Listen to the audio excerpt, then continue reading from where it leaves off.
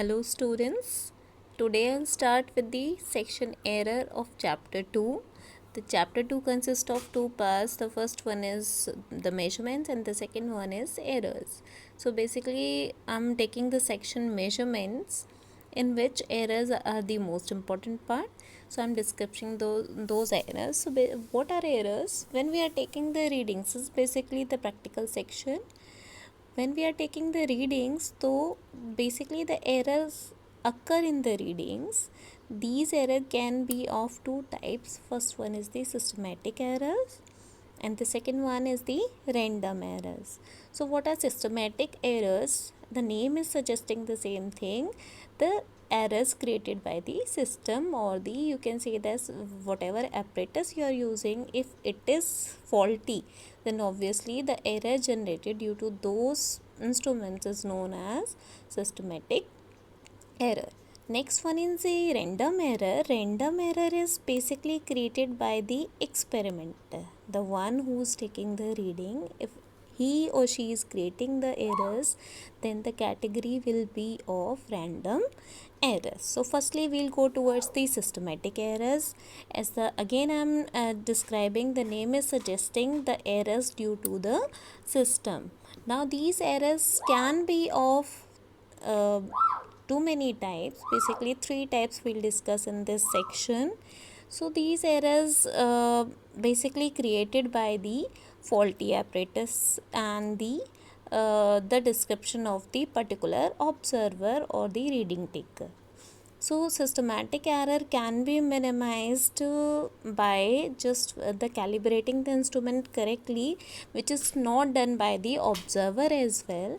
It can be done in the maintenance only. So these errors cannot be corrected as we can think. Next one are the random errors. So basically random errors is always created due to the readings taken by the observer. As we can take the example, when we have taken out the null point of the meter bridge, if we are not just putting that errors into putting that jockey into that particular position so that we can just read out the reading correctly, so it's our error only. These kind of errors are said to be the random errors. The characteristics of the random errors are: the first one, it is almost always due to the observer. There is no role of the system in this category. Next one, fluctuating measurements you will get. Let's see, if we have the null point on the 50 centimeter, so if you are taking out the reading so many times, first time you will get 51, the another time you will get it 49 and 48. So in this way the fluctuating measurement you will get time and again in this category.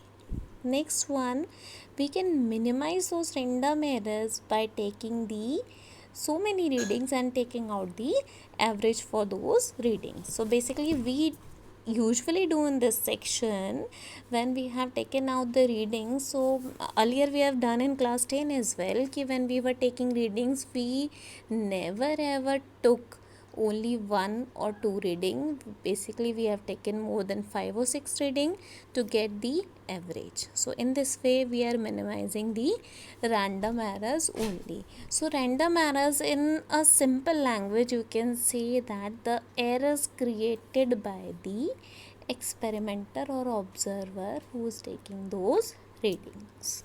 Now I'll discuss some more category of the systematic errors.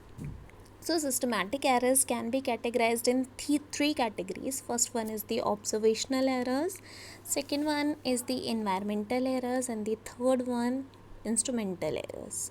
So observational errors, as usual, you can take those observational errors when the person who is taking the observation, he is not taking that value up to that particular mark. So these kind of errors are in the category of observational errors. These can be minimized while taking the reading on both sides on the meter scale. Basically these are the errors in the measurement. So I'll suggest only that you should go with the taking out reading on the both sides, both ends. So in this way we can just reduce those observational errors. Next one is the environmental errors. We cannot reduce those errors as per the instruments of the heat. The experiments which we are performing in the heat and thermodynamics section, obviously radiation is the phenomena that you cannot ignore. How much perfect apparatus you have taken as the calorimeter, but you cannot ignore the heat loss due to the radiation. So these kind of errors are the environmental errors. We cannot reduce a loss due to those environmental errors. Next one is the instrumental errors. As again I'm saying, random errors can be minimized, but these kind of instrumental errors, basically when we have like vernier calipers, screw gauge and the spherometer, so basic error in these three apparatus is zero error, when zero is not aligning with the correct sign of those left and right hand side categories. So these kind of errors are said to be the instrumental errors. These are generated due to the wrong calibration of the instrument, so we cannot minimize those errors. These are generated due to the system. So in this way I am summarizing the errors again. So we have two types of error. First one is the systematic, basically the name is suggesting it is due to the system, and the second one are the random errors. These are generated due to the fault of the person who's taking the observation. Errors, random errors does not have so many categories, as basically it can be taken by the experimental only.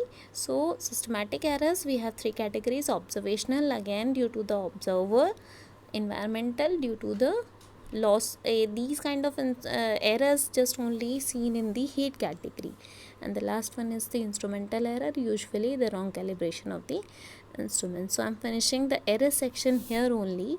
Thank you.